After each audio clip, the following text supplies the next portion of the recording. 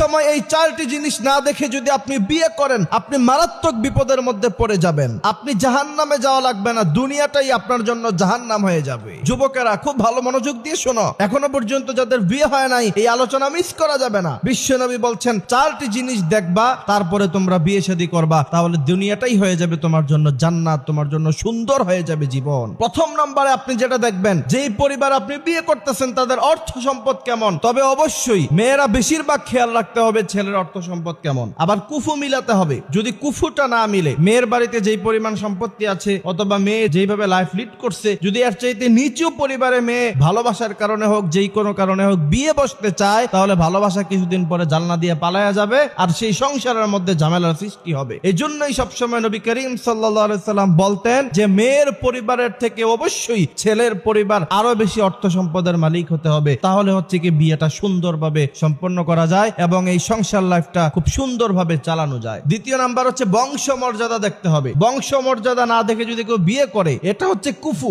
অর্থাৎ আপনার বংশের সাথে তার বংশের মর্যাদার দিক দিয়ে কতটুকু মিল আছে এইটা অবশ্যই দেখতে হবে। আর না হলে সাংসারিক লাইফে, বিবাহিত দাম্পত্য জীবনে আপনি কখনো সুখী হতে পারবেন না। তৃতীয় নাম্বার দেখতে হবে মেয়ের সৌন্দর্য, এটা খুব ইম্পর্টেন্ট। যদি আপনি এমন কোন মেয়েকে বিয়ে করলেন যে দেখতে ওইরকম আহামরি সুন্দর না, অথবা অনেক সুন্দর একজন নারী, সে এমন একটি ছেলেকে বিয়ে করলো যার চেহারার দিকে তাকানো যায় না, বিশ্বনবী বলছে না, তুমি সৌন্দর্য দেখে বিয়ে করো, যাতে করে বিয়ে করার পরে অন্য কোন ছেলে অথবা অন্য কোন মেয়ের দিকে তোমার নজর না চলে যায়। চতুর্থ নাম্বার হচ্ছে দিনদারিত্ব দেখতে হবে। তবে বিশ্বনবী বলছেন এই 4টা জিনিসের মধ্যে সবচাইতে গুরুত্বপূর্ণ বিষয় হচ্ছে দিনদারিত্ব। যদি কারো এমন হয় যে ছেলেটা অনেক বেশি দিনদার, মেয়েটা অনেক বেশি দিনদার, তাহলে সে 3টাকে ছাড় দেওয়া হয়েছে। আগের যে 3টা বিষয়, বংশমর্যাদা, সম্পদ, সৌন্দর্য, ওইগুলির সবগুলোর চেয়ে ঊর্ধ্বে হলো আল্লাহর হাবিব বলছেন দিনদারিত্ব। ফাযফুর বিদাতিদ দ্বীন, যদি দিনদারিত্ব অনেক বেশি ভালো দেখো, তাহলে সেখানে বিবাহ বন্ধনে আবদ্ধ হও, তাহলে জীবনটা সুন্দর হয়ে যাবে।